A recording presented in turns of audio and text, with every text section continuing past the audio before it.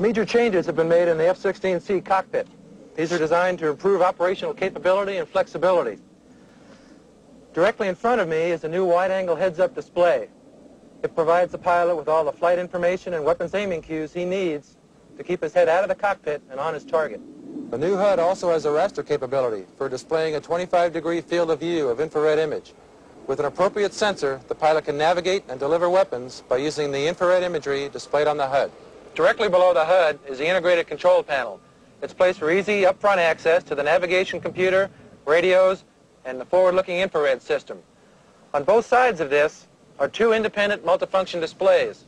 They provide weapon and sensor control and large format displays of air-to-air and air-to-surface radar information, various sensor imagery, weapons and stores management data, as well as built-in test data. Prior to flight, all of the mission navigation, communication, and identification data, plus target and weapon information, are loaded onto this cassette.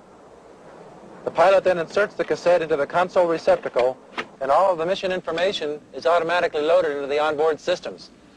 Of course, the pilot can modify that information at any time by using the upfront control panel. As in the F-16A, key controls are arranged so that the pilot, while in combat, can operate with his hands on the stick and throttle. For example, if while navigating or attacking a ground target, the pilot sees an airborne threat, he can switch to an air combat mode, automatically obtain a radar lock, destroy that enemy aircraft with an air-to-air missile or the gun, and then return to the original mode, all without moving his hands from the stick or throttle. Well, now let's get in the air. It's time to see these systems in operation.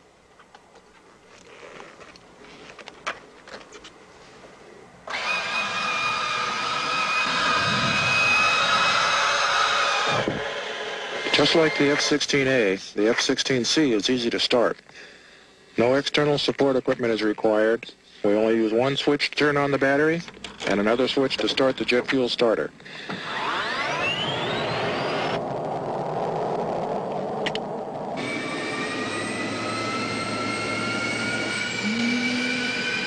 "30 seconds later, the engine is up to idle speed and the pilot begins his pre-flight checks and aligning the inertial navigation set. The entire process, from start to takeoff, can take less than 1 minute, but today we'll take it a little bit easier. With the data transfer equipment, the entire mission can be loaded into the aircraft systems in only 5 seconds.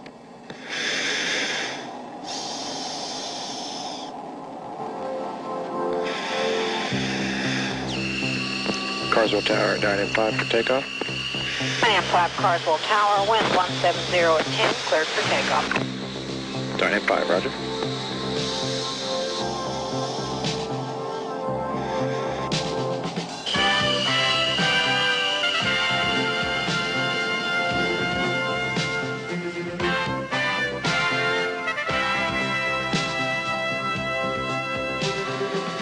The excellent field of view from the F-16 cockpit is one of the first things a new pilot notices. With no canopy bow frame and a low canopy rail, he has an unobstructed view of the world outside.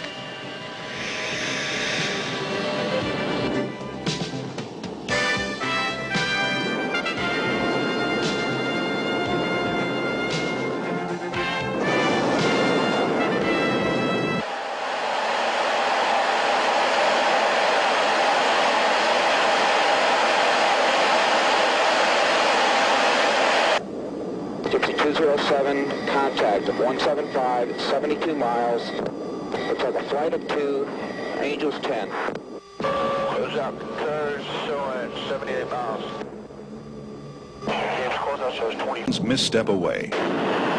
In combat, of course, it wouldn't be this simple. It would be at night.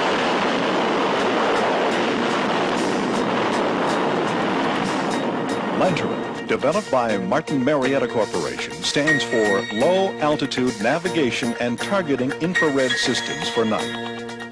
It combines forward-looking infrared imaging, terrain-following radar, precision pointing and tracking, laser designation and ranging, and automatic weapons handoffs to minimize pilot workload.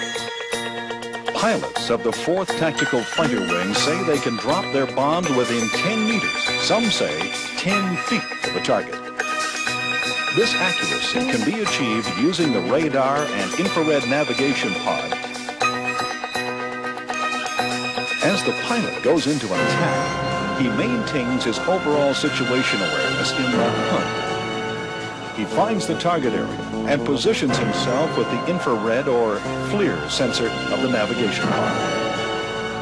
The final approach is then set up with the targeting pod. After target lock-on, the attack is flown heads up with all weapons delivery calculations and functions performed automatically.